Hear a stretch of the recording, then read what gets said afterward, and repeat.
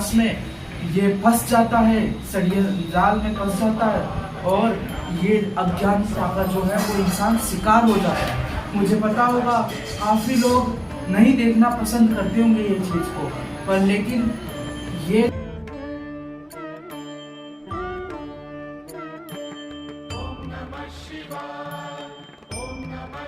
जो हमारे जो पूर्वज, हमारे जो भगवान जो है वो लिख के चले गए, लेकिन आज के दौर में कोई इसका पालन करते हुए नहीं दिखाई दे रहा, और करेगा भी कैसे अगर वो उसके बारे में अज्ञात ही नहीं है, उसके बारे में जानता ही नहीं है। तो अब आज हम यही कोशिश करेंगे, ये जो बुक है उसमें से एक श्लोक पढ़ के उसका सारांश निकाल के आपको समझाया जाएगा। ये लिखी गई है बुक गुजराती में, और मैं जो कोशिश करूँगा हिंदी में ट्रांसलेट करके आपको बताने की, और जो मुझे गुजराती भाई देख रहे हैं, भाई और बहन, वो तो समझ ही जाएंगे। तो सबसे बड़ी चीज़ जो है वेदास में, ये बुक में, उसमें चारों वेद के सारांश दे रखे हैं शॉर्ट में।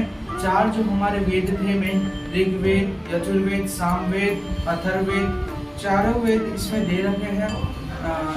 तो इसमें अलग अलग टॉपिक पे कवर कर रखा है। अगर आपका ऐसा ही सपोर्ट बना रहा तो हम पूरे टॉपिक पर जो पूरी बुक है वो ही वीडियो आपके सामने लेके आएंगे। तो सबसे पहले चीज इसमें ये बुक पूरे 5 भाग में बटी हुई है। एक ब्रह्मांडत्व, आत्मबल और चरित्र निर्माण और दृष्टावृत्ति निवारण, परिवार और स्वास्थ्य। तो इसमें सारे ही जो चीजें हैं उन पर ध्यान दिया गया है। ऐसा नहीं है कि एक ही मेन पॉइंट को देखा गया है। जीवन में हर कोई समस्या को ये बुक के द्वारा हल निकल सकता है। लेकिन हल तो हर कोई समस्या का है, सबसे बड़ी समस्या ही हमारा अज्ञानता है। सबसे बड़ी यही चीज है, मैं ये भगवान ने भी कहा है। तो आज हम सबसे पहले बात करेंगे आत्मबल, यानी सेल्फ कॉन्फिडेंस की। अगर हमारे पास ये सेल्फ कॉन्फिडेंस ही नहीं है तो कुछ नहीं है इस दुनिया में। सबसे बड़ी चीज हम जो एक भगवान का अंश लेके हर एक प्राणी में हम भगवान का अंश देखते हैं, पाया जाता है। तो हमारा खुद का आत्मबल होना सबसे मतलब अच्छा होना सबसे जरूरी होता है। तो हम वीडियो को ज़्यादा लंबा किए बिना हम जल्दी से जल्दी आपको शॉर्ट में आपको बताना चाहेंगे। तो आप ये मेहनत के लिए लाइक, शेयर और सब्सक्राइब जरूर कर दीजिएगा। तो हम पहला श्लोक देखते हैं आज आत्मबल में।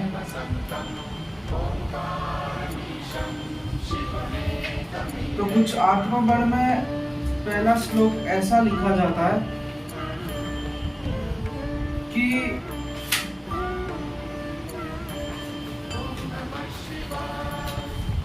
न भी जानामि यदि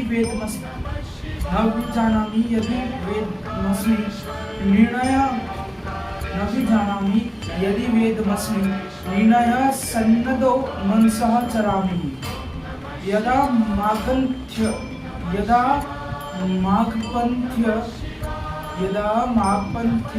मजा ऋतस्याद्विद्वाचो असुर्वे भाग्यमस्यः।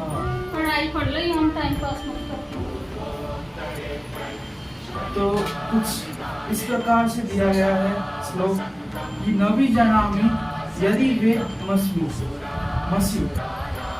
निर्णयः सन्नदो मनसः चरामि यदा माज्ञन्त्रथा मजा ऋतस्य द्विद्वाचो असुर्वेः भाग्यमस्यः। तो इसका भावार्थ कुछ ऐसा निकलता है कि मनुष्य પોતાને ઓળખતો નથી, એ કેટલી મોટી ભૂલ છે। अगर इंसान खुद को ही खुद न जान पाए, ये कितनी बड़ी गलती है खुद इंसान की। તેને ભાષા સાહિત્ય વગેરેને જે ક્ષમતા મેળવવી છે તેના દ્વારા શરીર અને જીવાત્મા વિશે જ્ઞાન પ્રાપ્ત કરવું જોઈએ। उसको अपनी भाषा, जो अपना साहित्य, ये जो साहित्य है उसके बारे में जो नॉलेज जाननी चाहिए, क्षमता होनी चाहिए। और शरीर और जीवात्मा, शरीर क्या है, हमारी जीव आत्मा क्या है, उसके बारे में ज्ञान प्राप्त होना ही चाहिए। कुछ इस प्रकार से ये पहला श्लोक बता हुआ है। अब ये श्लोक विस्तार से क्या कहना चाहता है, आइए देखते हैं। तो आ मनुष्य शरीर बारंबार मरतु नहीं। ये जो जीवन है, मनुष्य शरीर कुछ हर बार नहीं मिलता है, कुछ 84 लाख योनियों के बाद मिलता है। એ તો પણ આપણને એકમાત્ર સાધન રૂપ જ પ્રાપ્ત થયું છે કે જેના માધ્યમથી આપણે પ્રભુ સુધી પહોંચવાનું આપણું પરમ લક્ષ્ય પ્રાપ્ત કરી શકીએ। અને પરંતુ અજ્ઞાનતાના કારણે સંસારિક ભોગ વિલાસમાં અટવાઈને આપણે આવો શું અવસર ગુમાવી બેઠા છીએ। ये जो हमें इंसान का जो एक तौर से शरीर प्राप्त हुआ है, वो केवल इंसान को, एक आत्मा को भगवान के द्वार तक पहुंचाने के लिए एक टाइप से ये साधन माना गया है, एक टाइप से ये जरिया माना गया है। ये ही अगर इससे ही शुभ कर्म किए जाए तो इंसान देवता भी बन सकता है, और इससे ही दुष्कर्म किए जाए तो इंसान दानव भी बन सकता है। तो यही इंसान जो है एक तौर से भगवान ने साधन जरिया बनाया है ये शरीर को। लेकिन इंसान जो है ये दुनिया की भोग विलास में ये फंस जाता है, जाल में फंस जाता है, और ये अज्ञानता का जो है वो इंसान शिकार हो जाता है। मुझे पता होगा काफ़ी लोग नहीं देखना पसंद करते होंगे ये चीज़ को, पर लेकिन ये जो मुक्ति पाने का सबसे बड़ा ही जरिया है। तो इंसान जो है ये भोग विलास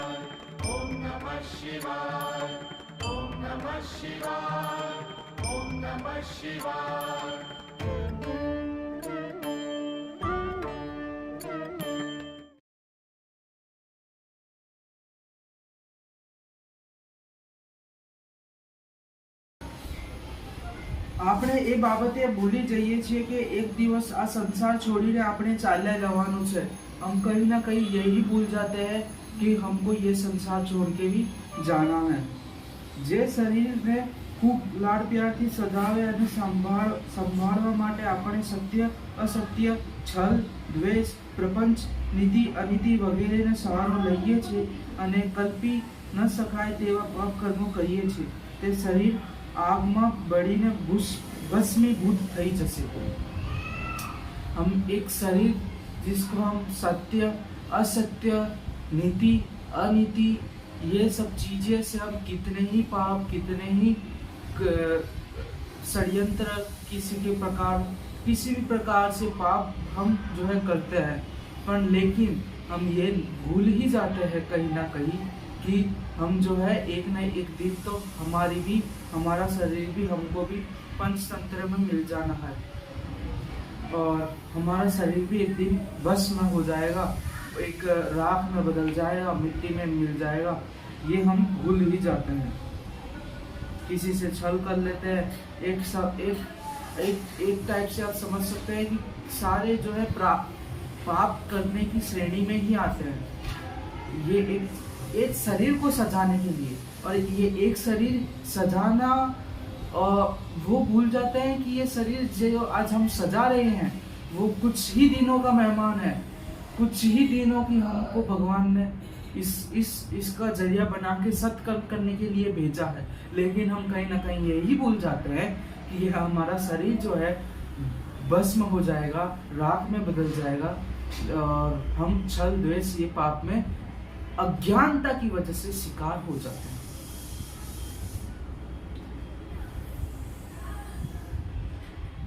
આગમાં બળીને આ શરીર એક ક્ષણનો પણ ભરોસો નથી। आज के जरिए, आज के युग में आप कोई भी एग्जाम्पल ले लीजिए, ये ही सबसे बड़ी चीज है कि आज का पल पल का किसी को भी कुछ पता नहीं है। आज के दौर में कितनी ही घटना आप भी देख रहे होंगे और जो मीडिया मतलब जो है सोशल मीडिया पर काफी वायरल हो रहे हैं। तो आज के समय पर शरीर का कोई पल पल का भरोसा नहीं है, तो क्यों ना हम इतने ही सत्कर्म कर ले जितने में हमको भगवान ने हमको एक तौर से हमें जिंदगी प्राप्त एक समय दिया है। हम આપણું બધું જ જ્ઞાન માત્ર વિજ્ઞાન પ્રતિભા ક્ષમતા શિક્ષણ અને વિદ્યા જેવા ભૌતિક પદાર્થોમાં જ મર્યાદિત થઈને ગુંગળાઈ રહ્યું છે, પરંતુ આ શરીરને અંદર બેઠેલા શરીરના સ્વામી એવા આત્માને આપણે ભૂલી बैठा છે।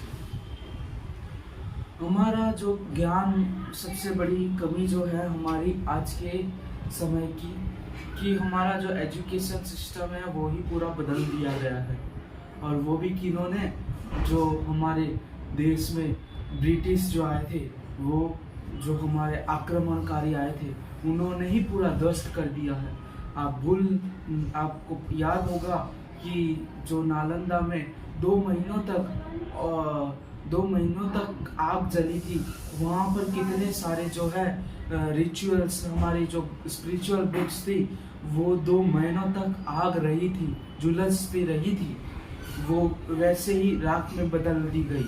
यही आक्रमणकारी थे जो ब्रिटिशर्स ने, जिन्होंने हमारा पूरा एजुकेशन सिस्टम ही बदल दिया, जो आज भी हम कुछ कहीं ना कहीं उनके गुलाम के रूप में नजर आता है उस एजुकेशन सिस्टम के जरिए।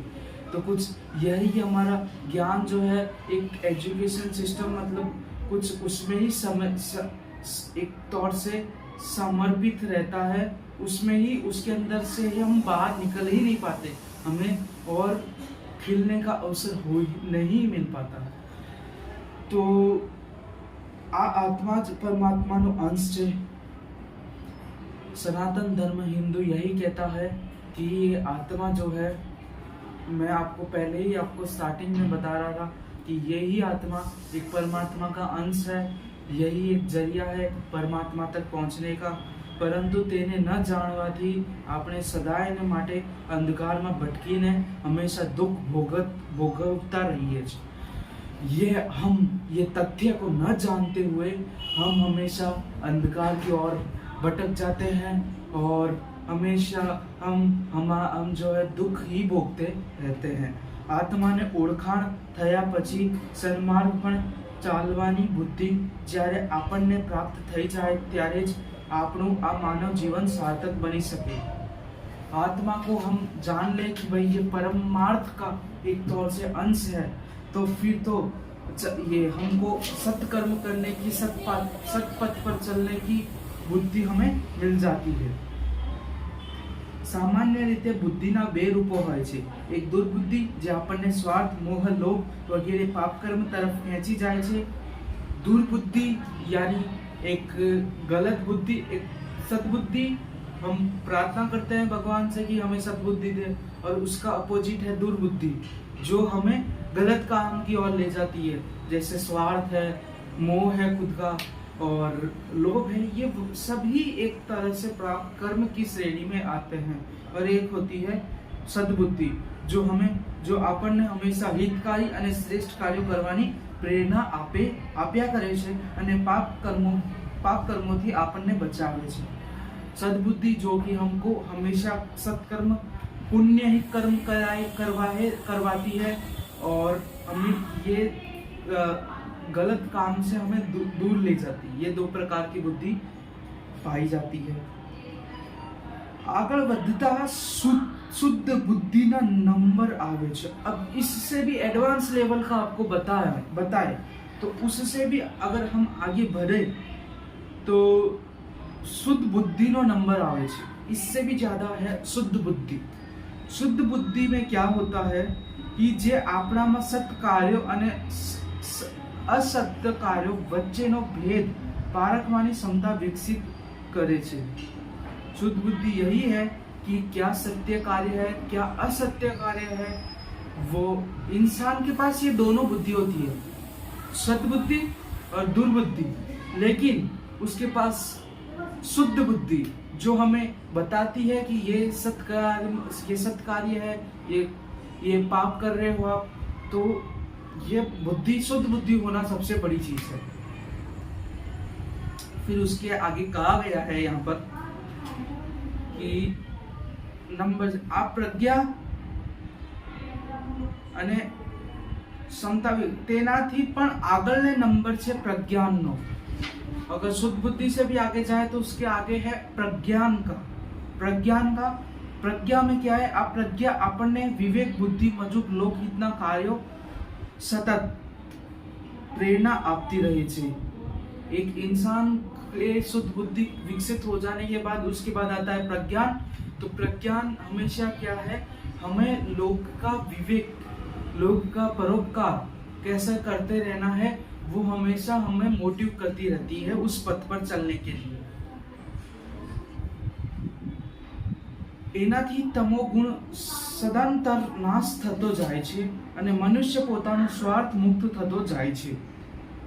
પ્રાણથી વધુ વિકાસ પામેલું આગળનું સ્તર પ્રતિભાનું છે।